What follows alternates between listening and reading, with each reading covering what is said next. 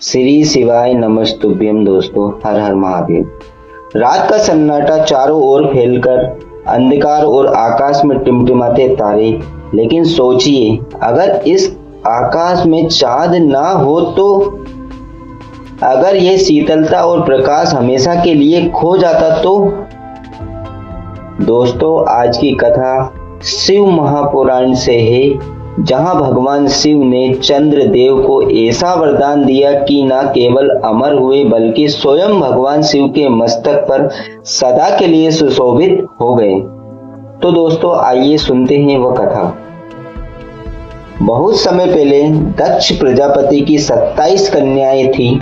ये कोई साधारण कन्याएं नहीं थी, बल्कि ब्रह्मांड की 27 नक्षत्र थी, चमकदार, तेजस्वी और दिव्य।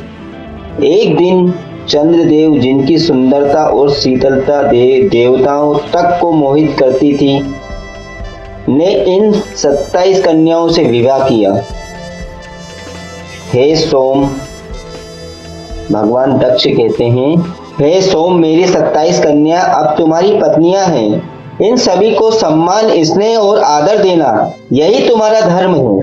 लेकिन मित्रों, हुआ ठीक उसका उल्टा। चंद्रदेव का मन केवल रोहिणी में बस गया। वे दिन रात उसी के साथ समय बिताने लगे और अन्य पत्नियों को उपेक्षित कर दिया। पत्नी का दुख और पिता का क्रोध। दोस्तों, एक एक करके 26 पत्नियां रोते हुए अपने पिता दक्ष के पास पहुंची। पिताजी, चंद्रमा का हृदय केवल रोहिणी में बसता है और हम सब उपेक्षित हैं कि हमारा जीवन दुख से भर गया। दक्ष प्रजापति का चेहरा लाल हो गया। दक्ष प्रजापति क्रोध में, हे सोम, तुमने मेरा अपमान किया है, मेरी 26 कन्याओं को पीड़ा दी है, इसीलिए मैं तुम्हें श्राप देता हूँ। तुम्हारी क्रांति घटती जाएगी, तुम क्षीण होते होते अंत में नष्ट हो जाओगे। और यहीं से शुरू हुआ वह रहस्य। आकाश में चमकता चांद हर दिन छोटा होता चला गया। पहले गोल, पूर्ण, फिर आधा, फिर और छोटा, और अंत में अमावस्या की रात बिल्कुल गायब हो गया। देवताएं व्याकुलता और ब्रह्मा जी की सलाह। दोस्तों, ब्रह्मा जी सबको सलाह देते हैं।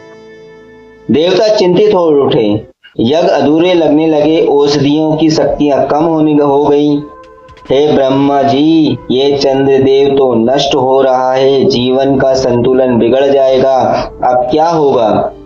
हे देवताओं, दक्ष का श्राप अटल है, लेकिन इसका निवारण एक ही कर सकते हैं, और वो है मेरे भोलेनाथ, विशाल हृदय वाले, हमारे सबके भोलेनाथ,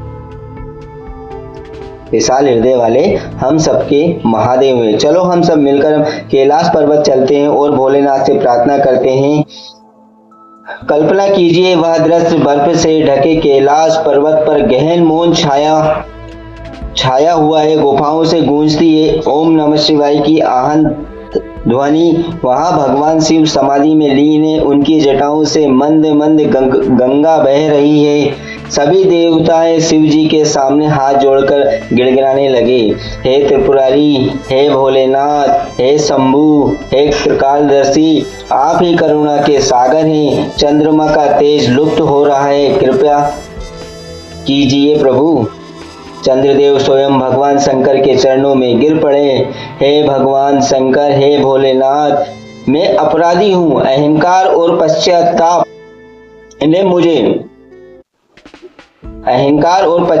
ने मुझे अंधा कर दिया था। यह श्राप मुझे नष्ट कर देगा, कृपया कीजिए प्रभु। हे चंद्रमा, जैसे चंद्रमा बिना रात अधूरी है, वैसे ही आपकी कृपा बिना मेरा अस्तित्व अधूरा है। भगवान शंकर से अनुग्रह किया चंद्रमा भगवान ने। भगवान शिव ने बोला, सोम, दक्ष का श्राप व्यर्थ नहीं जाएगा, तुम्हारा क्षय अवश्य होगा, लेकिन नाश नहीं होगा। अब से मैं तुम्हें अमावस्या की रात लुप्त हो जाओगे और फिर प्रतिदिन बढ़ते हुए पूर्णिमा को पूर्ण हो उठोगे। तुम सदा अमर रहोगे और मेरे मस्तक पर विराजमान रहोगे। यही कारण होगा कि लोग मुझे चंद्रशेखर कहेंगे। भगवान शंकर का एक नया नाम जुड़ा था, वो चंद्रशेखर।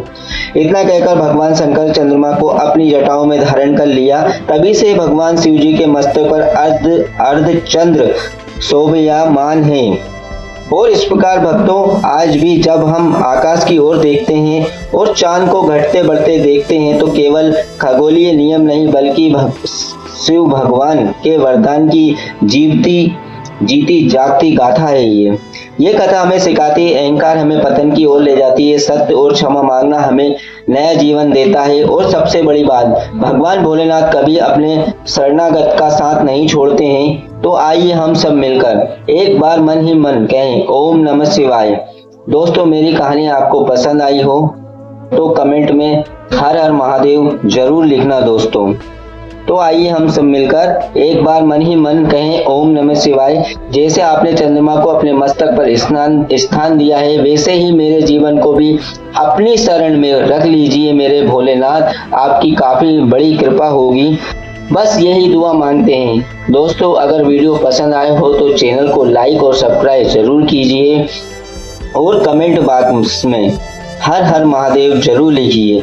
इस कहानी में आपको कौन सा भाग अति प्रिय लगा वो कमेंट्स बॉक्स में जरूर बताइए। हर हर महादेव दोस्तों।